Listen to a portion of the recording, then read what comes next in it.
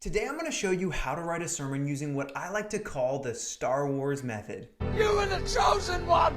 Hey guys, welcome to my channel. My name is Spencer Conway and I make videos helping people follow Jesus and grow in their faith. And hey, if this is your first time visiting my channel, I want to encourage you to go over and click that subscribe button. So I'm a youth pastor, which means one of the things I do on a fairly consistent basis is teach and preach the Bible. So what I want to do today is share with you 3 steps I go through every time I write a sermon, plus I'm going to leave you with a bonus tip at the very end.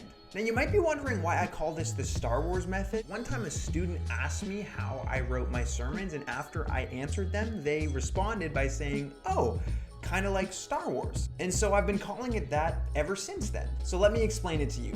Every message is made up of 3 basic parts: an introduction, a body, and a conclusion. And in my 3-step process, I start with the body, then I work on the introduction, and then I work on the conclusion. Kind of like how Star Wars released their movies over the years. So let's jump into the steps. First and foremost, I start working on the body. And so the first step as I work on the body is this: you have to pick your passage and study it. The content of every sermon should obviously come from the Bible. So the first thing you need to do is pick which passage from the Bible your sermon is going to be based on. Now, listen, there's a lot of things that could be said about how to study your passage specifically, so I'm going to leave the nuts and bolts of that to a different video, but I will say this. The biggest thing you should be focused on is understanding your passage in context. Look at the literary context. That is the material surrounding your passage, like the chapter it's in and the book it's in. Now, as you study, your goal really is to be determining what is the theological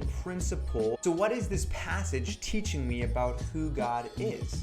And your theological principle ultimately is going to make up the points that you share in your sermon. So for example, I just recently preached a message at my church and my passage was Hebrews chapter 12 verses 1 to 3.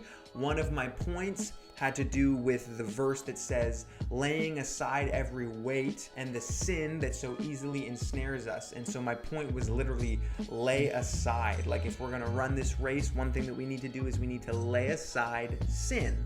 And so luckily that was like a really easy theological principle to find in the text because it was just right there. The second thing you're going to want to work on after you've completed your study of your passage and you've found the theological principles is the introduction. And here's what you want to do as you move into this next step. The question you should be asking is, how do I connect with my audience? It is so important to pique the interest of your audience right off the bat as you start your sermon. As much as I wish that 100% of the people in the audience were always super hungry to hear God's word, it's not always the case. And so that's why it's so important for us to be thinking about, how am I going to start my sermon in a way that catches the audience's attention? Ultimately, with the introduction, we want to get our audience to a place where they're leaning in and they're interested in hearing more of what you're about to share with them. I found that one of the most effective ways to pique an audience's interest is by sharing a problem or a tension that I face personally that the audience will be able to relate to. So for example, you could start off with a question about, have you ever experienced this kind of a problem? And then you could share a personal experience or story about when you were facing that problem, and then you could give a bunch of examples of likely scenarios people in your audience have probably found themselves in relating to that same kind of problem. So for example, in the message that I referenced earlier, my introduction started off with a question that went like this: what has 2020 been like for you?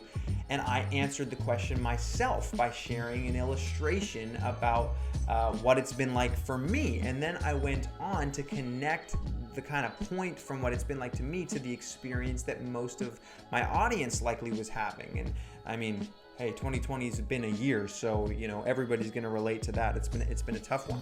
The goal here is to introduce a problem, and as you introduce it and talk about it and really create a tension around the problem, you're setting up your body as the answer to the problem. In the third step, we move to working on the conclusion. And as you work on your conclusion, this is the big question you want to be asking.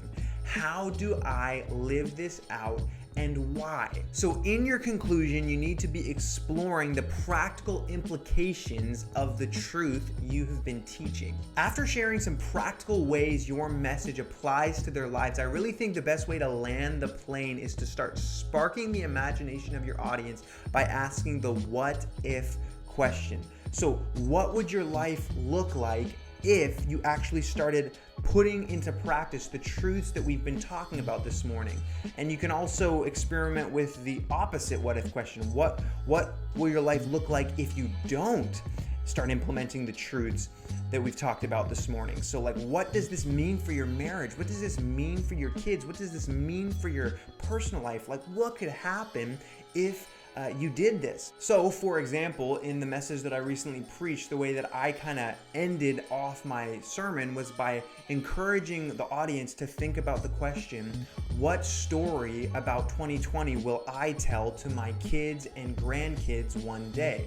Like, what kind of story do you want it to be? Do you want it to be a story that inspires them, or do you want it to be a story that is discouraging? It's getting your audience into a place where they're thinking about, like, man, what could my life look like if I actually applied the truths of this message to my life? Now, before we're done, I want to leave you with one bonus tip that you can keep in mind every time you write a sermon. Be authentic.